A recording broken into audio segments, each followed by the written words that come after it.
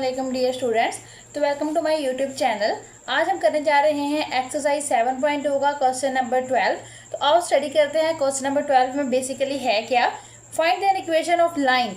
मतलब हमें एक इक्वेशन ऑफ लाइन फाइंड करनी है थ्रो -4 7। मतलब हमें एक ऐसा पॉइंट गिवन है जो उस लाइन में से पास आउट हो रहा है जो हमने फाइंड करनी है।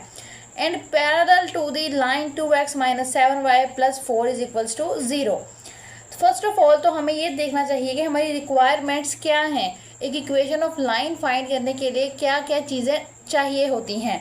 तो हमें पता है कि जो इक्वेशन ऑफ लाइन है उसका फॉर्मूला क्या होता है। हम इससे पहले बहुत सारी वीडियोस में बहुत सारे क्वेश्चंस में कर चुके हैं, which is y - y1 = m × x - x1, where m is the slope of required line and x1 y1 is a coordinate या is a point which pass through that required line। मतलब जो line हमने अभी find करनी है ना, उसके अंदर से एक पॉइंट पास आउट हो, उसके अंदर एक पॉइंट हो। एक तो हमें वो चाहिए, दूसरा हमें क्या चाहिए, एक उसी लाइन की स्लोप भी चाहिए ना।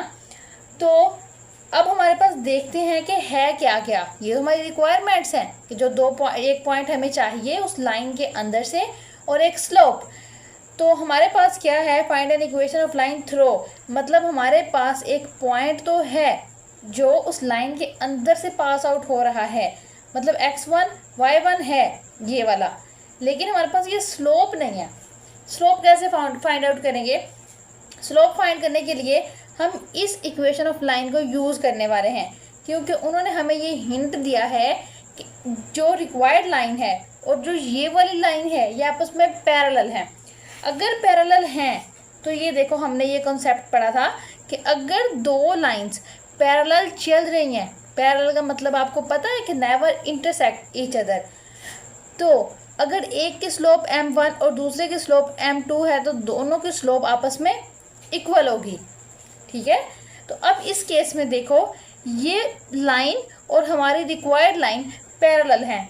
लेट्स सपोज मैं मान लेती हूँ कि ये जो लाइन है 2x - 7y + 4 = 0, ये वाली लाइन है।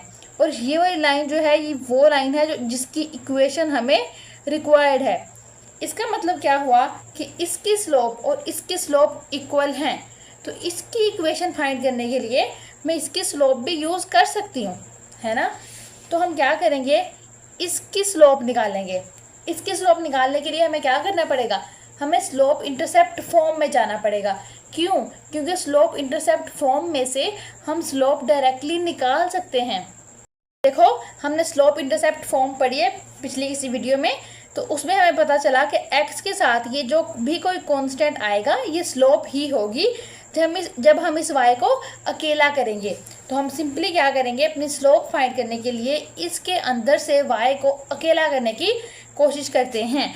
तो इसको 1 का नाम देके छोड़ दो, इसको यूज़ करो 2x - 7y + 4 = 0। तो 2x - 7y यहीं रहेगा, +4 राइट साइड पे जाके -4, -7y यहीं रहेगा, +2x राइट साइड पे जाके -2x, y यहीं रहेगा और -7 मल्टीप्लाई से हो चला जाएगा डिवाइड में, कुछ इस तरह करके, ठीक है। मज़ीद अगर हम इसे सिंप्लीफाई करेंगे तो हमें क्या मिलेगा, 2/7x + 4/7, सिंपली 4/7 था, सॉरी। तो ये मिल जाएगा। तो स्लोप इंटरसेप्ट फॉर्म क्या होती है भला? आपको पता है स्लोप इंटरसेप्ट फॉर्म होती है mx + c। तो अगर मैं कंपेयर करूं तो बेटा यहाँ से मुझे इजीली m मिल रहा है, विच इज़ 2/7। m ये है, इसको हम इजीली यहाँ पुट कर सकते हैं क्योंकि ये वाली लाइन और हमारी रिक्वायर्ड लाइंस पैरेलल थी। स्लोप मिल गई है, x1 पॉइंट मिल गया है -4 ये वाला, और y1 जो हम यूज़ करने वाले हैं वो मिल गया है हमें 7। इन तीनों चीज़ों को हम किस में पुट करने वाले हैं, पुट इन 1, जिसको हमने 1 का नाम देके छोड़ दिया था। तो y - y1 7 है, m क्या है 2/7, x -4 आएगा। मज़ीद सॉल्व करेंगे तो क्या आएगा, y - 7 2/7 × x + 4। फर्दर सॉल्व करेंगे फर्दर सॉल्व करेंगे तो क्रॉस मल्टीप्लिकेशन करेंगे हम, पहले हम दोबारा से लिख लेते हैं ताकि हमें कोई परेशानी ना हो। नेक्स्ट पेज पे दोबारा से लिख लिया है हमने, ये देखो। अब क्रॉस मल्टीप्लिकेशन से 7 इससे हो जाएगा जाके मल्टीप्लाई, और 2 तो इसी साइड पे रहेगा तो वो x प्लस 4 वैसे ही। तो ये क्या आ जाएगा 7y minus 49 is equals to 2x plus 8। 7y यहीं रहेगा, ये पॉजिटिव x है, इधर आके नेगेटिव x हो जाएगा। ये 8 वैसे ही रहेगा, माइनस 49 था, इधर आके ये प्लस 49 हो जाएगा। फर्दर सॉल्व करेंगे तो हमें एक फाइनल आंसर मिल जाएगा, जो ये कहेगा कि आंसर है ये वाला। तो ये है हमारी रिक्वायर्ड इक्वेशन ऑफ लाइन। सिर्फ ये था कि हमारे पास एक पॉइंट ऑलरेडी गिवन था x1 y1 वाला, स्लोप हमें चाहिए थी, तो हमने पैरेलल वाला कॉन्सेप्ट यूज़ किया और इसकी स्लोप ही as a slope of required line use की, क्योंकि हमें पता है कि जब दो लाइंस पैरेलल हों तो उनकी स्लोप सेम होती है। I hope you understand well this question. तो अब मिलेंगे नेक्स्ट वीडियो में नेक्स्ट क्वेश्चन के साथ, तब तक के लिए अल्लाह हाफिज़, मिलते हैं नेक्स्ट वीडियो में।